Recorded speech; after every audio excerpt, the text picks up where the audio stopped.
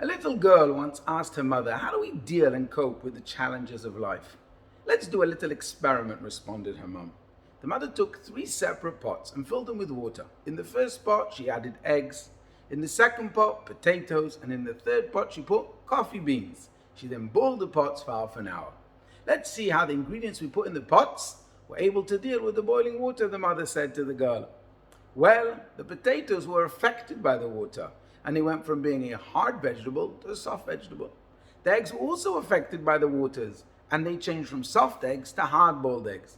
Only the coffee beans managed to do the opposite and influence the water by turning the regular water into delicious hot coffee.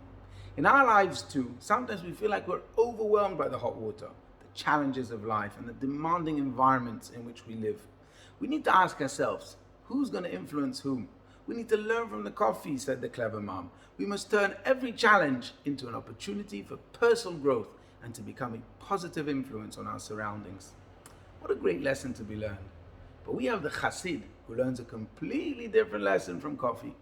Early one morning, Rabbi Zalman the Chassid was observing people who were gathering around the hot water urn in order to make themselves a nice hot cup of coffee.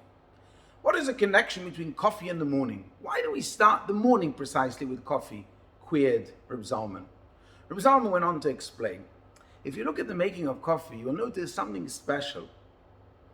Coffee preparation is usually done by a large mixture of contrasts.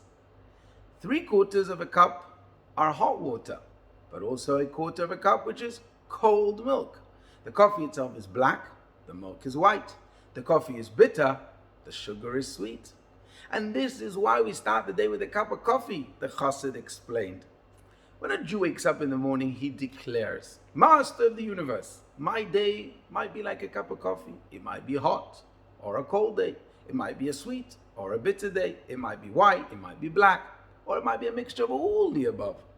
One thing I know for certain, all is from Hashem and only for my benefit." With that, the Jew mixes the coffee in all its contrasts and recites the following blessing. Shehakol niya bidvaro. It all happens in accordance to his word. A similar message is found in our Parashat, Parashat vaetchanan. We see that what made us into the special people we are is the challenges we went through in Egypt. And in the language of the verse, "But the Lord took you out, brought you out of the iron crucible, out of Egypt, to become a people." Meaning, because we went through the hardships of Egypt, the hot, the cold, the bitter, the sweet, the black, the white, that's what made us into a special nation that we are. The people whose job is to be a light upon the nations, to influence our surroundings positively. That's why at the end of the Parashat, Moshe Rabbeinu reminds us, "V'asita yashar v'atov b'nei Hashem." We should do only the good and the righteous things, because this way we will have the blessing of God and a long life infused with true meaning and purpose.